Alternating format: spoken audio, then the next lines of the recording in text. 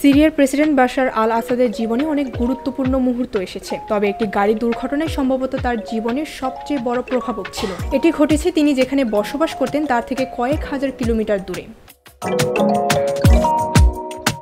পিতার হাত থেকে ক্ষমতা নেওয়ার জন্য তাকে তৈরি করা হয়নি, কিন্তু ক্ষমতার পথে আসাদের যাত্রা শুরু হয়েছিল তার বড় ভাই বাসেলের গাড়ি দুর্ঘটনায় মৃত্যুর পর। 1994 সালে দামাস্কের কাছে ওই দুর্ঘটনা যখন ঘটে, আসাদ তখন লন্ডনের চক্ষু চিকিৎসা নিয়ে পড়ছিলেন।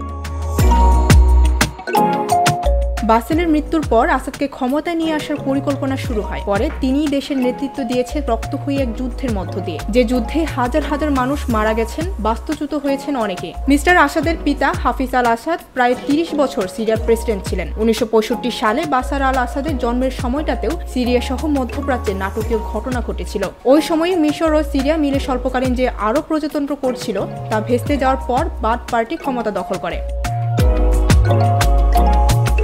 অন্য আরব দেশের মতো সিরিয়াতেও গণতন্ত্র ছিল না ও বহুদলীয় নির্বাচনও হতো না। আঞ্চলিক রাজনীতিতে সেখানকার সব দেশেই আরব জাতীয়তাবাদ নিয়ন্ত্রকের ভূমিকায় ছিল। আসাদের পরিবার যে সম্প্রদায়ের ছিলেন তারা ছিলেন সিরিয়ার খুবই অনগ্রসর একটি সম্প্রদায়। অর্থনৈতিক সংকটের কারণে তাদের অনেক সদস্য সেনাবাহিনীতে যোগ দিয়েছিল।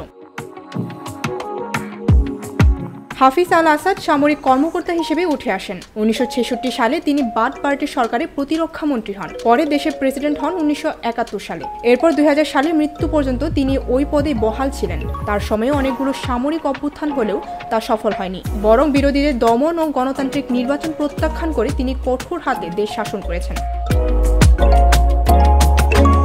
ডেস্ক রিপোর্ট, ভোরের পাতা।